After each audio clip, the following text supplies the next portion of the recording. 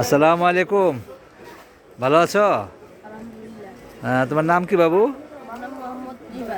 রিফাত। তুমি তুমি লেখাপড়া কোন পর্যন্ত করছো?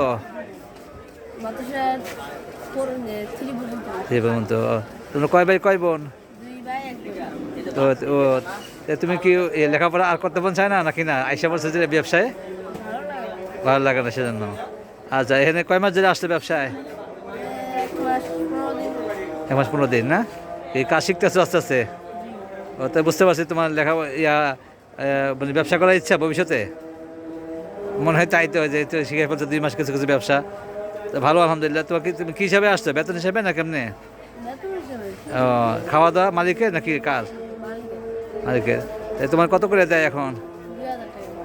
ও, তা বাসায় একটু লেখাপড়া চালা যাবে না? ইনশাল্লাহ পারলে একটু চালাই যাও, তাই লেখাপড়া শিখতে পারলে তোমার এই যে হিসাব হিসাব কিতাবে ভুল হবে না।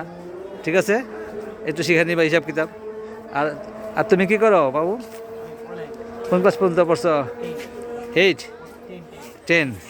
যাক, তো লেখাপড়া চালাই যাও, যেহেতু তুমি আগে গেছো। ইনশাল্লাহ ব্যবসা সারা জীবন করতে পারবা। হ্যাঁ, শিক্ষিত মানুষের অনেক দাম, শিক্ষিত মানুষের অনেক দাম, অনেক ব্যবসা ভালো জ্ঞান রেখে কাজ করে, ঠিক না?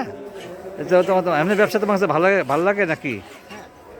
তোমার দেশে তুমি থাকো কোথায়? কেরানীগঞ্জ না? বলছি, এখানে কি জন্য আসছিলে? বেড়াইতে আসছিলে? তা ঠিক আছে, ধন্যবাদ তোমাদের সাক্ষাৎকার দেওয়ার জন্য। তা কেন বললাম, এই ছোট্ট বাবুটা অনেক জিনিস দেখলাম যে ফোন করে জানিয়ে নিতেছে। এটা তুমি কী করবা, আস্তে আস্তে করে প্রথমে একটা কাগজের মধ্যে লিখে রাখবা দামগুলো, তাহলে তুমি আর জিনিসটা ঠকবা না। তাই একটা মানুষের তুমি একটা বেশি দামের জিনিস তুমি কম দামে দিয়ে দিলে, তাহলে মালিক নাই উপস্থিত, ঠকে গেলাগা। যাতে এটা না ঠকো সেই জন্য তুমি চেষ্টা করবে, যে শিখতেছো শিখো, ব্যবসা ভালো, আলহামদুলিল্লাহ। ঠিক আছে, ধন্যবাদ তোমাকে। আর পারলে তুমি লেখাপড়া চালিয়ে যাবা, 5 ওয়াক্ত নামাজ মসজিদ কাছে পড়ার চেষ্টা করবা। ঠিক আছে, আসসালামু আলাইকুম রহমতুল্লাহ।